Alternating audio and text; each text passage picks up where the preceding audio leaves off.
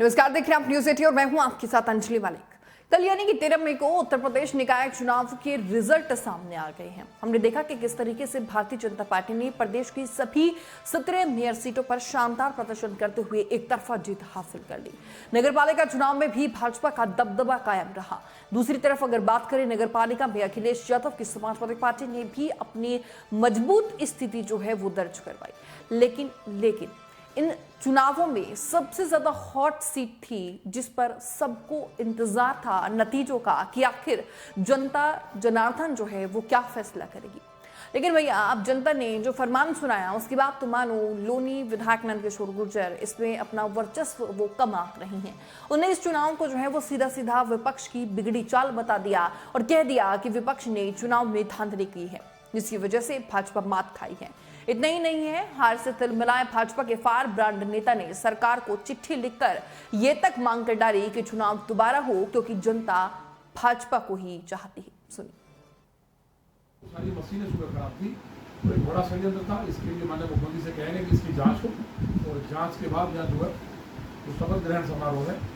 ये हमारी बहन पुष्पा जी ने मांग की है कि भाई यहाँ शपथ ग्रहण समारोह रोका जाए और दोबारा मतदान हो, जिससे कि जो जनता चाहती थी, भारतीय जनता पार्टी को जनता चाहती थी और जहाँ भाजपा का कार्यकर्ता और यहाँ की जो जनता है वो सभी लोग भाजपा कार्यकर्ता हैं। सभी लोग चाहते थे कि उनके जो विचारधारा थी या जो उनकी भावना थी उन पर पुनरागत किया गया। आज जनता बहुत आहत है।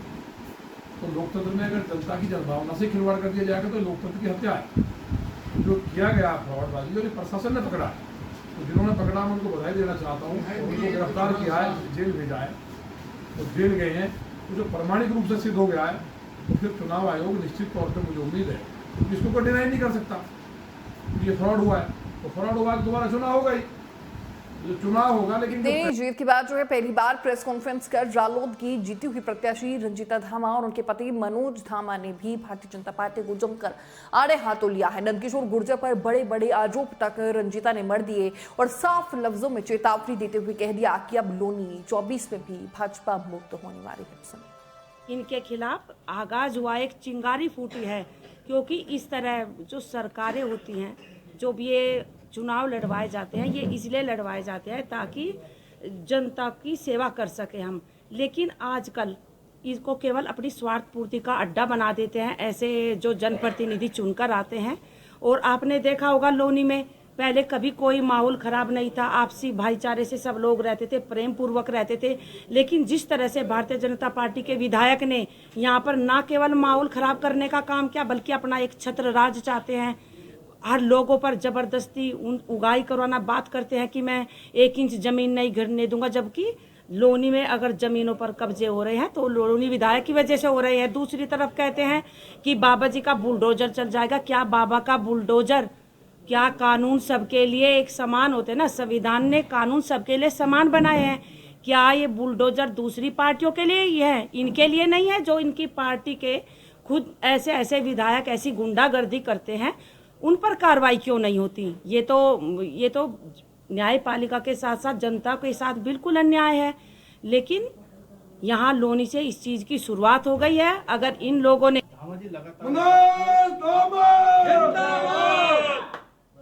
लगातार विपक्ष पे तंज कसता आया हुआ है, विपक्ष सत्ता में भी बैठा हुआ है, क्या लोनी के विकास कार्यों में कोई दिक्कत आएगी? क्यों आएगी भाई? पहले तो हम सरकार के हिस्सा हुआ करते थे, तो विपक्ष की भूमिका मजबूती के साथ निभाएंगे और इससे बड़ा चांटा कहाँ लगेगा? देख तो लिया इन्होंने, तो बड़ा तमाचा है, बड़ा तमाचा लगा है। जो लोग ये बोल रहे थे कि हम गांव में जमानत जब्त करा देंगे, राजनीति छोड़ देंगे, छोड़े ना।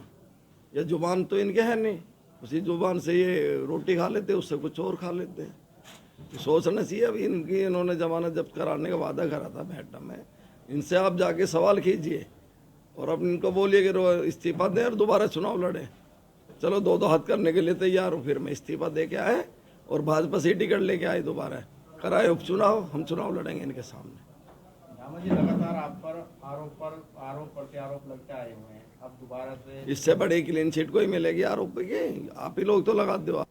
गौरतलब है कि पार्टी चाहे कोई भी हो, वो अपनी हार का ठीकरा जो है विपक्ष के माथे ही जरूर फोड़ती है। और कई सीटें तो ऐसी है जहां पर उपचुनाव कराने की बात जो है राजनीतिक दल पक्ष हो या फिर विपक्ष हो कहते हुए नजर आ रही हैं।